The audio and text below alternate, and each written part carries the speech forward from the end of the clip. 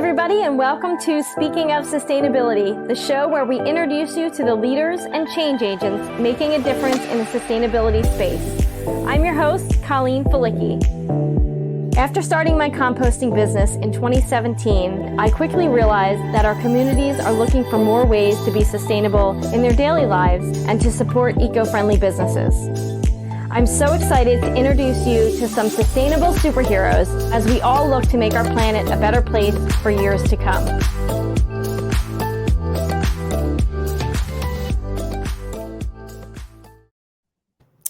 Hello, everybody, and welcome to Speaking of Sustainability. I'm Colleen Falicki, your host, and I'm super excited for our first episode. And thank you for listening.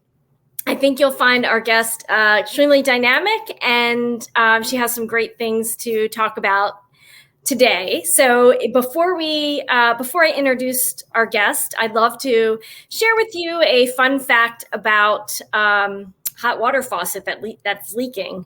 A hot water faucet that leaks 1 drop per second can add up to 165 gallons a month. Wow, which is a lot of wasted water and a lot of wasted money. So if you have any faucets that are leaking, check them, have them fixed, so you're not wasting that much water. And without further ado, I would like to introduce you to our guest today.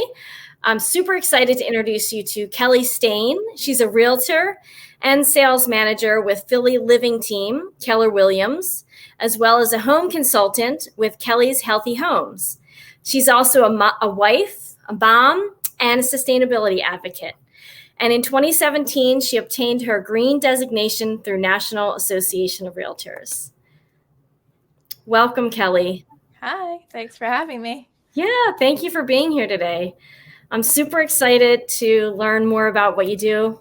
I know we've been friends for a while, and you're composting with Back to Earth. Yes. And so I know that you're also a sustainability advocate.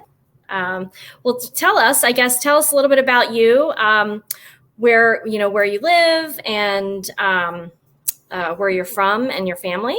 Sure. So I am in King of Prussia in Montgomery County, outside Philadelphia, here with my husband, our 2 daughters who just had birthdays last week. They're 5 and 3.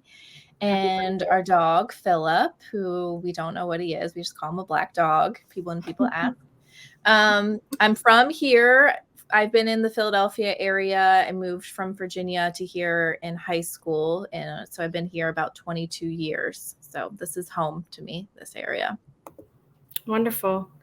How long have you been a realtor? So my journey there is I graduated college, and then I always wanted to be a realtor ever since I could remember. So, but I went to college. I didn't go out. I didn't become a realtor immediately. Went to college. After that, I got into the industry. So I did title insurance for a year. And then in 2007, I got my license. And sold new construction until 2010. I got into resale. So I've had my license since 2007, been doing the resale realtor work since 2010. Okay. And so what did you study in college? Business management.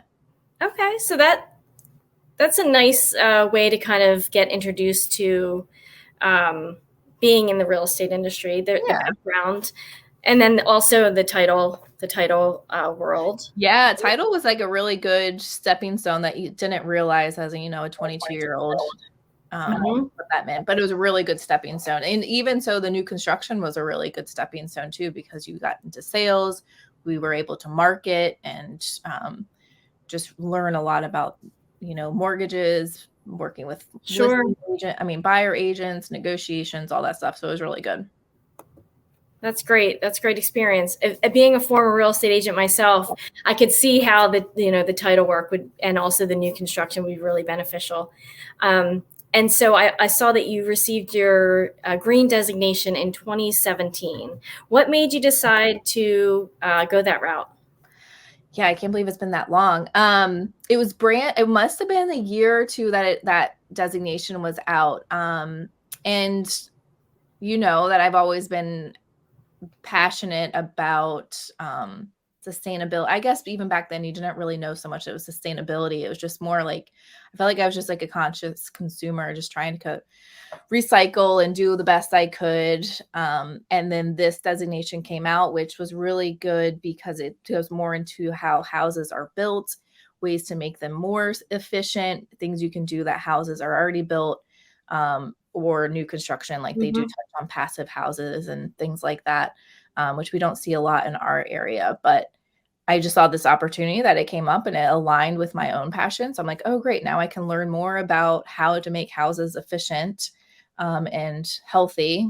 Sure. And share that with my clients. And then they also provide resources and a network of other agents that are in the same designation. So we actually started connecting all green, not all of us, but anyone's welcome. That green designated agents, we meet once a month via Zoom. Oh, that's fantastic. Yeah, it's very enlightening to see what people are doing around the country. Yeah. And share, resources, referrals, and things like that. Oh, I really like that a lot. Are you finding like specific sustainable features that your clients are like looking for? Have things changed from like when you first got your designation till now? Like, what are people looking for in a sustainable home? Well, more so I'm seeing more with solar. So in 2017, there wasn't a lot of houses with solar on them. Just this year, I sold 2 houses with buyers that had solar. So it was helpful for me on the buy side to educate them of how it could really be helpful.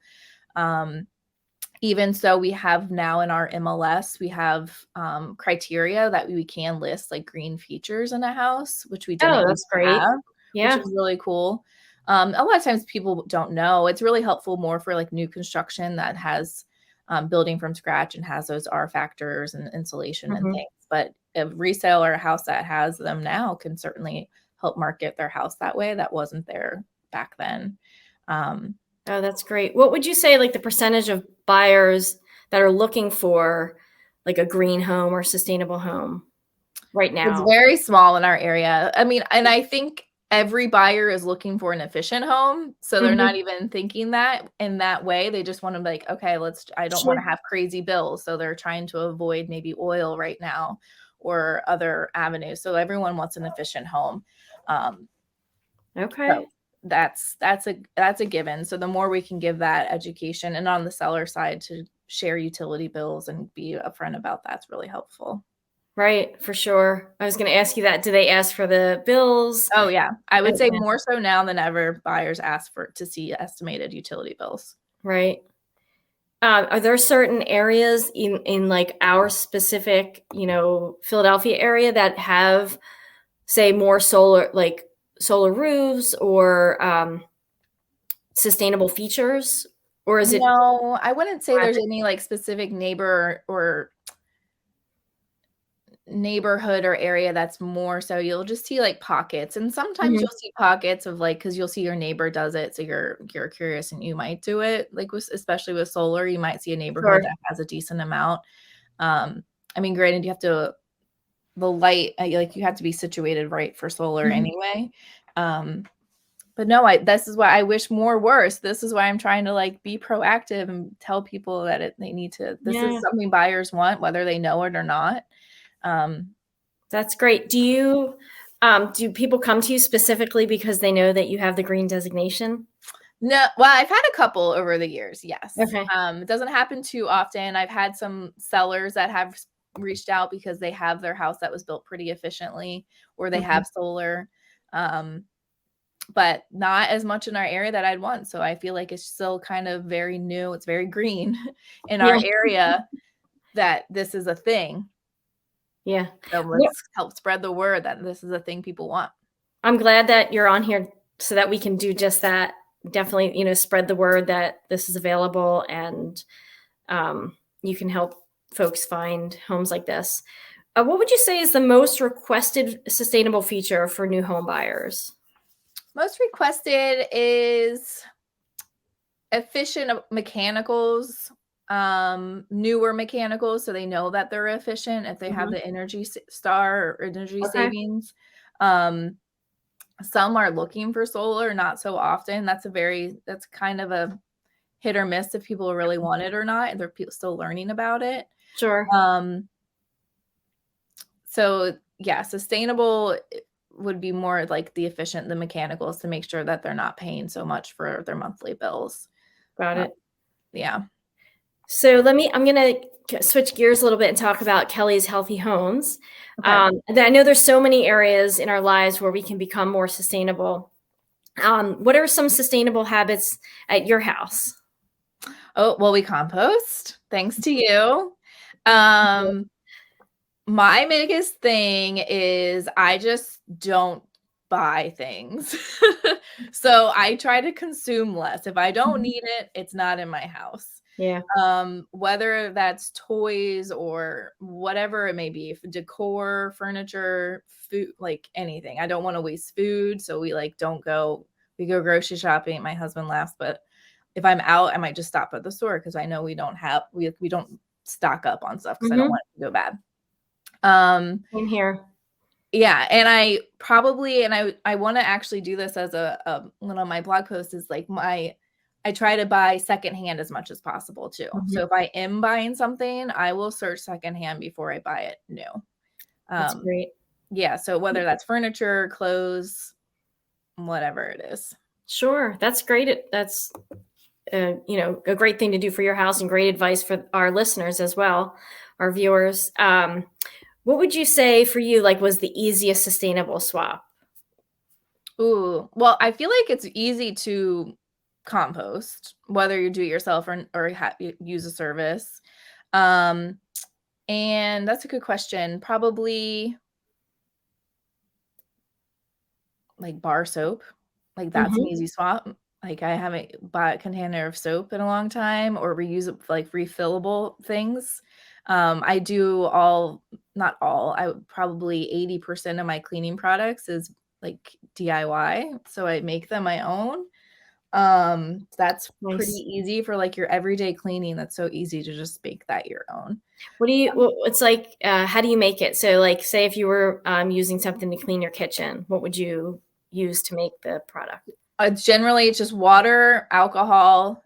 Well, I think our other one's not alcohol. I think my bathroom has alcohol. My regular is just vinegar and essential oils and water. Nice, easy, simple. Use the same container over and over again, right? Yeah. What's your favorite DIY cleaning product? What would you say? Probably that, because it's just I love my and I can't think of the ingredients right now, but just the everyday shower cleaner. So that just helps with cleaning less and it's easy. Is that same thing that you add into that product? Yeah, I think I add alcohol to that one, and I use a tree tea oil. Okay. Yeah. Smells good. Yeah, and I use peppermints in that one, and tree tea oil. Smells good. Use it after the shower and wipe it down. Easy peasy. Good stuff. Yeah. If you do it each time, right? You don't have to spend a lot of time scrubbing the shower. Yeah. So as far as Kelly's Healthy Home, tell me a little bit about that. How are you helping the homeowners become healthier at home? Yeah, so I'm kind of divided to what people are looking for into 3 different categories of creating a healthy home. So how to create your indoor air quality, keeping that as healthy as possible. And one of those would be DIY cleaning products. So a lot of those cleaning products have, I'm choking, have a lot of chemicals. Have some water. Yeah, I have some, but okay. So how to improve indoor air quality.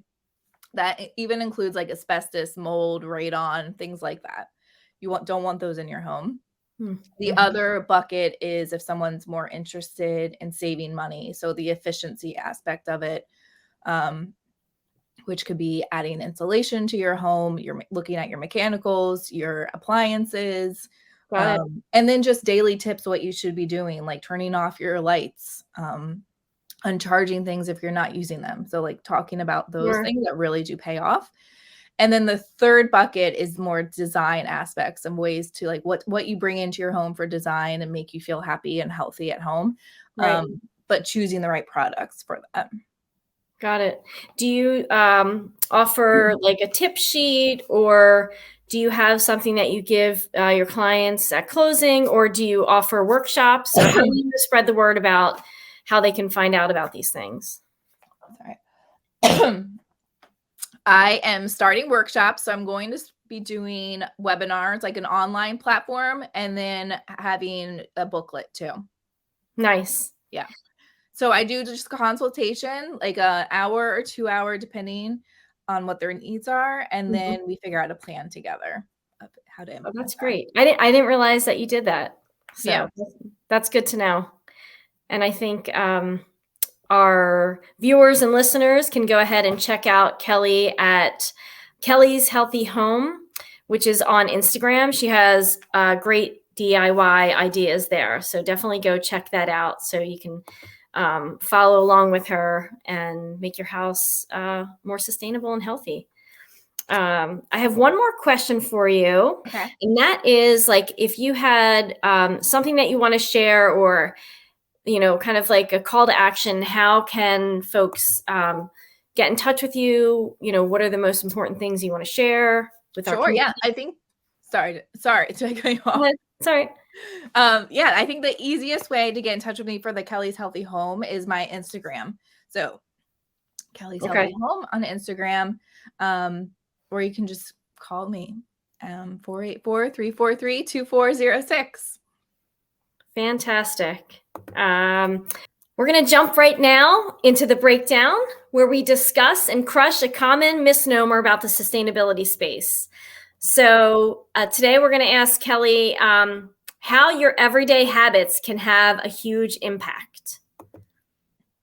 Well, every little thing you do or purchase has power, right? So you're creating a demand if you're purchasing them, or a habit. So simple things you can do that you think about like every day, of turning off a light, not turning on your water when you're brushing your teeth, walking to somewhere instead of driving, or riding your bike somewhere instead of driving, not buying that tchotchke or whatever, that thing that you saw on Target, things that you don't need. Those all have impacts. So is that kind of what you're thinking about? Of Absolutely. Just the little things that we can do every day that add up if more of us do them. Right. Yeah. Same with like a great thing that I think people don't think about with composting. Like one benefit is you're not wasting trash bags. Like you're not throwing it in the trash. You're not making your trash smell. And people often throw out their trash because their trash bag smells. But if they're not doing that, that saves another trash bag. Just like the little things that you don't, that you take for granted. If you just stop and think before you do them, you might choose to do something differently. That's fantastic. That's great advice. Any last words that you want to share? No, I love if you follow me. If you have any questions about your home, or even if it's just a room, a lot of times people start with a room. That's how I started with my nursery, of like how to make it non-toxic, how to make it healthy and happy. Just reach out to me and we'll have a chat and see how I can help you make your space really comfortable and efficient. Kelly's Healthy Home on Instagram would be the best way to. Fantastic. Thank you so much, Kelly, for being here today. I'm so glad that you're able to share what you do with our community. I think that it's so important. There's so many ways that we can participate in being more sustainable. So I appreciate you. I appreciate you. Thank you so much for having me. This was great. Yeah. And thank you for watching and listening. I just invite you all to come back and listen monthly to our episodes where you can learn about, local sustainable change makers who are, making a difference, and find out how you can participate. There's lots of ways. Thanks again. Thank you for tuning in to another awesome episode of Speaking of Sustainability. Please follow and support our guests as we encourage you to continue doing your part to make a difference in our global community. And don't forget to rate, like, and share. See you next time.